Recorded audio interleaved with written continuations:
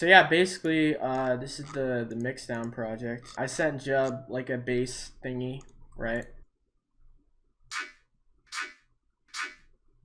Yeah, that's one of the stems. But I like sent him like a bunch of different stems from a project that I made, bass project, like just bass sounds that I made. I sent him like sustain basses and stuff. So essentially, what he did was he like took the basses and he like resampled them and did all that kind of crazy stuff to it. But yeah, I've been working with Jub for years now. We had a song back in 2014 called Sippin', which was on Acid Rain, but it was like poppin' underground label. They did like the first FIZO EP. And then we made a song like 2015 called Nope. You can just search those on SoundCloud. Pure like 2014 SoundCloud era dubstep stuff. So yes, similar to me, like I just like kind of took a break from producing. I wasn't super active, but then like came back. Same with Jub, like he kind of just dipped for a little bit, but then came back. But we still like kept in touch, and I finally got to meet him in real life. We met at Hostile in LA. I flew out to LA, so that was great. Yeah, there's actually a clip of he played the collab at the show actually, which is really sick. But yeah, I like hit him up again on Discord once he got back into things, and so we got this collab going. I'm gonna kind of break down the mix down, cause he sent me stems and I kind of mixed and mastered it and kind of got it like cleaner and where it needed to be in terms of like loudness and stuff, right? So we'll start off with the drum bus. So this is what the drums sound like soloed.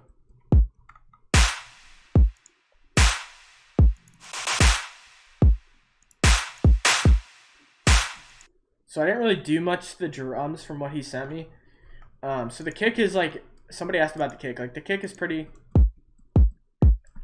it's just like a standard boomy kick like that, right? You can, I'm sure you have a kick sample that's similar to this, right? And then the clap has the reverb on it, so, but it's printed, so I can't really show you the reverb settings. So all I ask is that you please don't like rip the stream and then rip the drums from it, because I'm soloing it. Please don't do that. But I trust the viewers enough. And then I got like my little signature flair. I like to throw in some breaks. So we got this break, right? So yeah, in terms of processing on the clap, I kind of just cut out the low ends using channel EQ. So I really like channel EQ in Ableton. It's similar to EQ3, but this is like a emulation of like a mixing console EQ or whatever, right? So it's just kind of got like a less aggressive curve, and I like it because it's super low CPU and I could just go boop and then cut off all the lows. And then the break, I got kind of just cutting off the lows here. So, and so in terms of percussion, we got these hats going. So they're just playing quarter notes, right? They're all pretty similar. So on the hats themselves, I've got this thing called Stereo Savage, which is like it's like a stereo width panning tool or whatever, right? So I'm just using this. Listen. It's just moving the hats around in the stereo field, right? Just panning them around left and right. So then the hat groups, it's percussion. So we got cymbal ride, sort of like a higher cymbal. So together, sounds like this. Just your standard quarter note hats playing straight. And then we got this little percussion fill.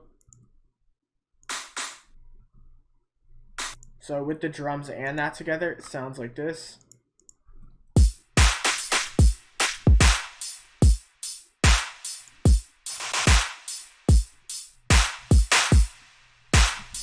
Yeah, so what? Yes, the kick in this is really good. I like it. It's very like thumpy, right? So on the percussion bus as a whole, I've got the Kilohertz Transient Shaper. So we look at the settings here.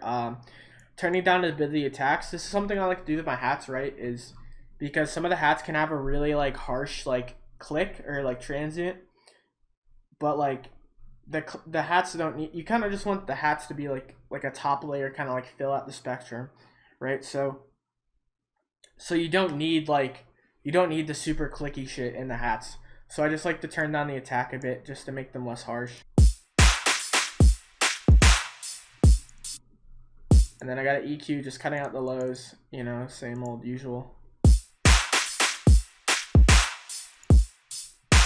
and then sidechain, dimension expander. So before, if you listen to it,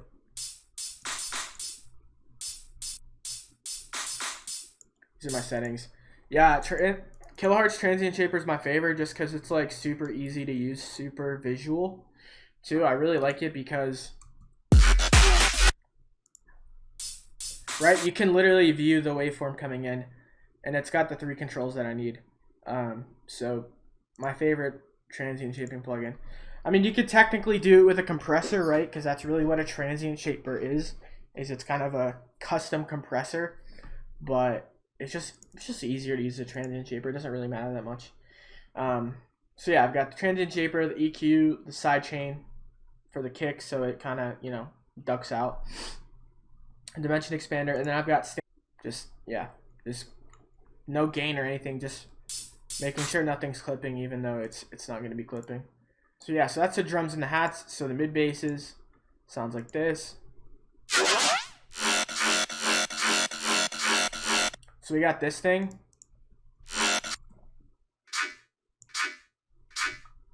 So this is my layer, right?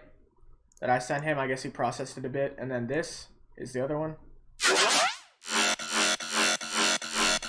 So I think what he did was he took my bass that I sent him and then kind of processed it with some vocoder type stuff as well. Oh yeah, this was a little like screechy thing I sent him too. These like little fills and shit I made. So it's like that. Kind of pitch that down. It's kind of like reverse bass thingy. I have no idea what that is. All of the specific processing stuff is like stuff Aaron Jubb did. Yeah, so and then the last part here is this kind of like, so I wanted to give it more like transition. I wanted to make it transition better, so it sounds like this. So what I did was I kind of took the I think I added reverb to the sustain note, right? And then I froze that, copied the tail of it, and then just kind of added delay. Yeah, I like to do that so that way it's the transition between like the drop and the breakdown isn't super like abrupt, right? So a good way to do that is to like just completely wash out your synth with reverb and then just record that.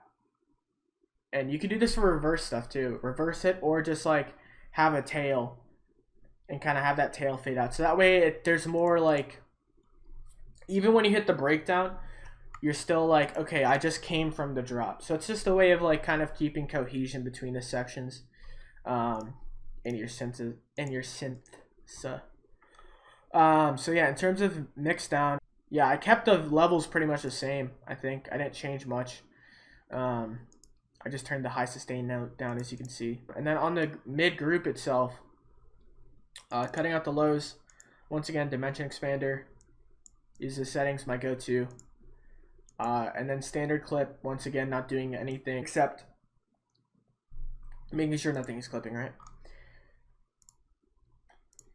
All right, the sub, pretty much took it from what he sent me.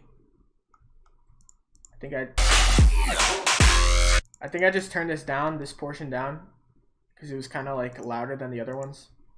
But yeah, sub sounds like this. Basic ass sine wave. Processing on that. Sidechain then EQ. So I'm sidechaining it to the kick and then I'm EQing it. I'm like I use M Saturator all the time. If you watch my previous streams, I'm evangelical about M Saturator. I think I mixed this down in like early March or so. So I was using standard clip at the time. But now I just use M Saturator on like everything. Just because it's like, it just makes things sound way better. But the key to sub basses, right, is I want to sidechain it first, then EQ it. Because if I switch it around, right, then you're going to hear those clicks. So the reason I'm sidechaining it, then EQing is because any sort of clicks that are generated by the sidechain for some reason, if they were to happen or whatever, you know, the EQ kind of cuts off the higher clicks that could be generated, if that makes sense. So yeah, I'm just cutting off moderately around 150 hertz, and then Yeah, clipping it, and then I'm adding a bit of gain to this. Yeah, I kept the stems pretty much the same from what he sent me, so he probably added reverb and effects to all this stuff. Once again, I'm just adding a bit of stereo width to intro stuff with Dimension Expander. Yeah, mainly now I use FabFilter Pro C for my sidechain. But yeah, I have the Live 8 compressor. So basically on the intro and effects stuff, didn't do much. I just cut out the lows, and then once again doing dimension expanding. But then on the intro, I have Endless Smile on the intro, right? So it's kind of like building the shit up.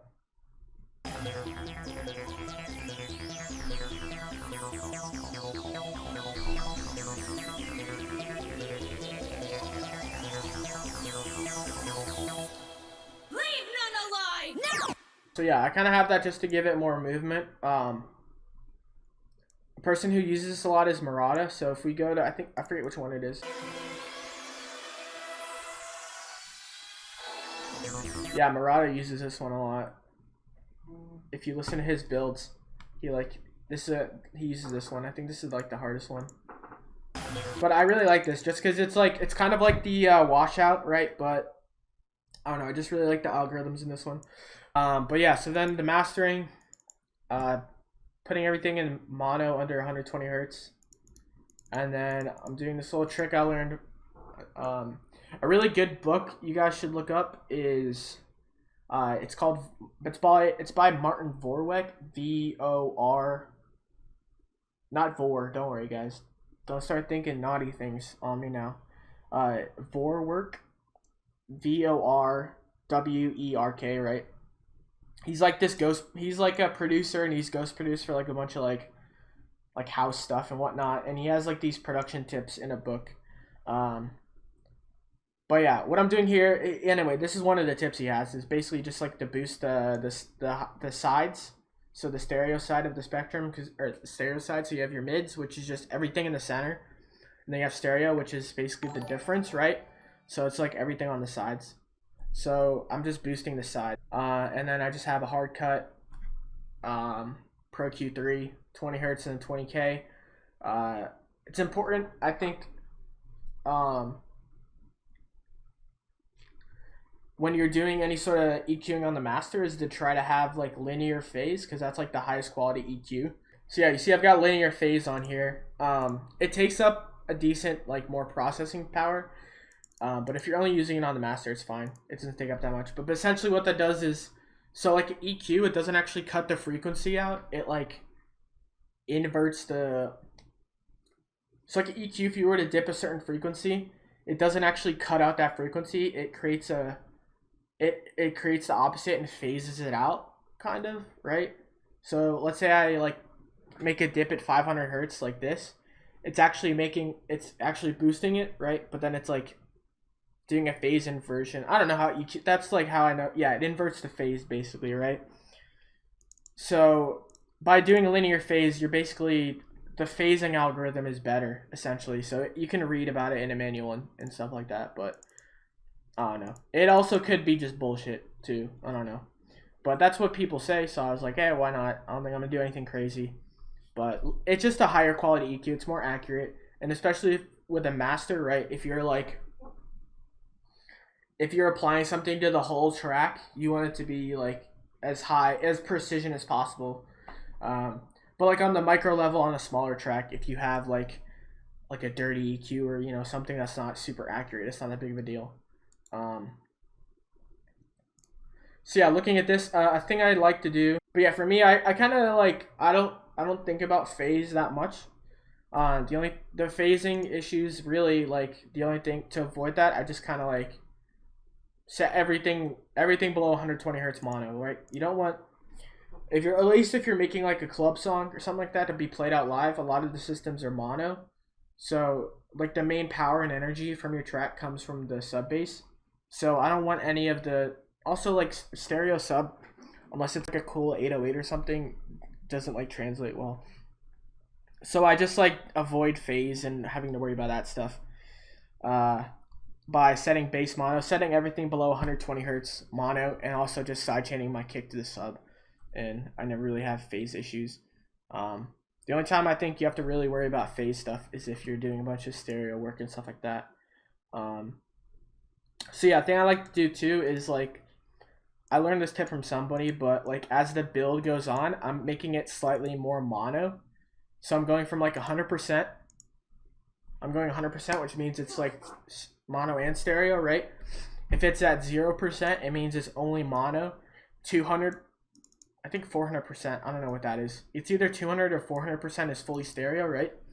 So basically what I'm doing is like, I'm like, as the drop gets more intense and it builds up, right? It's getting more mono. It's getting closer in. It's getting closer in. And then when the drop comes, it's full stereo, right? So it kind of like mentally like makes you anticipate some sort of drop. So that's another way to like build tension in a build, is just to make things, I want to go super crazy with it because then it can sound really like messed up, but like just giving slight, like making it slightly more mono as the drop goes, or as the buildup goes. So that way it's like, oh, it's getting really small. It's getting really small, right?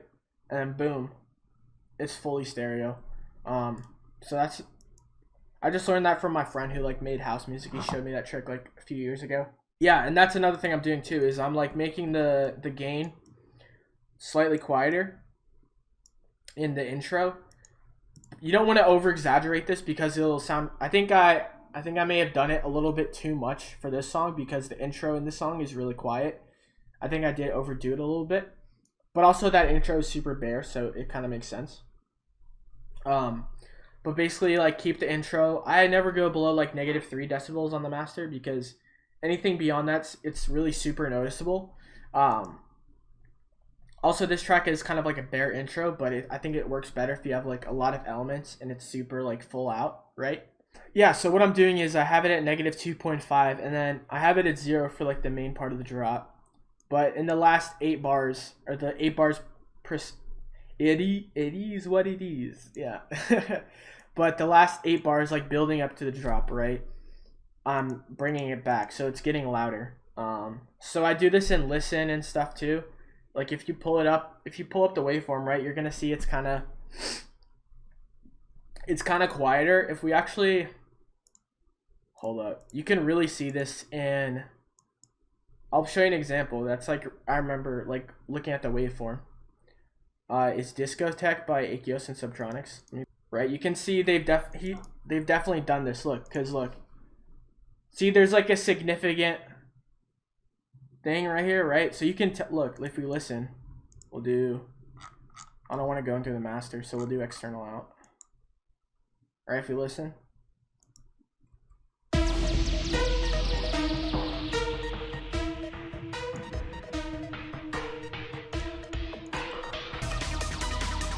right, this still sounds pretty full and pretty loud, right? And then like this part, it's getting progressively louder, and then boom, look, that thing's like on you. Like it's pretty loud, right?